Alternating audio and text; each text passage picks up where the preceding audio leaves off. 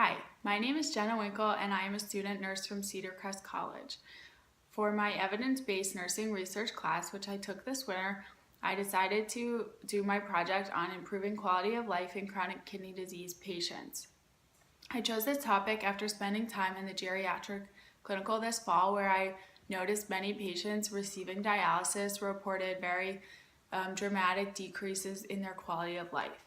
To get started, I asked the question, what are the effects of patient education regarding lifestyle changes in adult patients over the age of 60 with renal disease?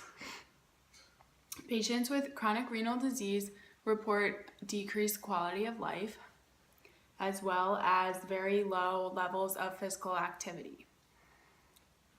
And things like their levels are so low that even something as simple as going shopping or walking upstairs can leave them feeling exhausted because of partially because of the disease process, as well as the rigorous treatment which they receive, which would either be peritoneal dialysis or hemodialysis.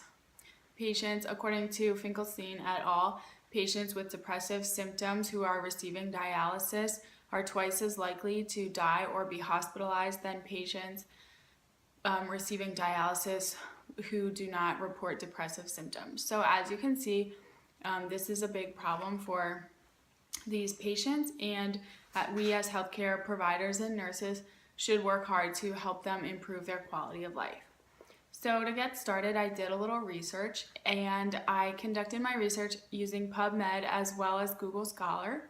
Some keywords which I used were quality of life, renal disease, kidney disease, as well as the elderly, as well as lifestyle changes and exercise. The parameters in which I kept the research were from 2009 to the present day, as well as research must have been conducted within the United States. The first article, and I'm not sure if you can see on my poster right here, but the synthesis of the evidence is in the middle. So the first article is by Finkelstein et al., which was an experimental study which was conducted in New Haven, Connecticut. The purpose of this study was to understand how to translate information which was gathered using the healthcare related quality of life assessments and how to use this in our patients' everyday lives. So a more comprehensive approach was found that was needed to help to, so a more comprehensive quality of life assessment was needed than just the healthcare related quality of life. So adding things like, it's not just enough to ask, how are you feeling? You should ask, other things need to be assessed as well. How are they sleeping? How are they eating? Do they have burdens at home? All that kind of thing, so that we as nurses can help improve their quality of life. That study also found that a 12-week exercise program improved their quality of life, as well as decreased depressive symptoms and relieve anxiety. The next study was by Johansson et al., and the purpose of the study was to assess physical activity in ambulatory patients which were new to dialysis. That was a multivariable analysis study that was conducted using the United States Renal Data Comprehensive Dialysis Study. The results showed that very low levels of reported exercise in these patients that were receiving dialysis. The final study was a literature review by Calcitu et al., and what the purpose of the study was to assess the effects of exercise training for chronic renal patients, and to see if there was, with exercise training, if there was an increase in their cognitive functioning. The results suggested that yes, there was an increase in cognitive functioning after regular exercise, which was thought to improve their cognitive functioning within the patients with chronic renal disease.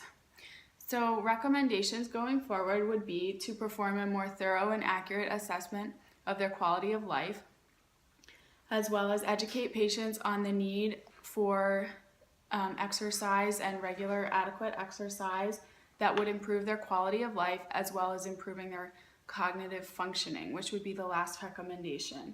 So to reinforce and encourage our patients to really get that exercise that's really going to change their life and help improve their quality of life. So in conclusion, we can see that renal patients are not getting the adequate amount of exercise. More lifestyle changes, such as exercise, should be recommended to our patients, and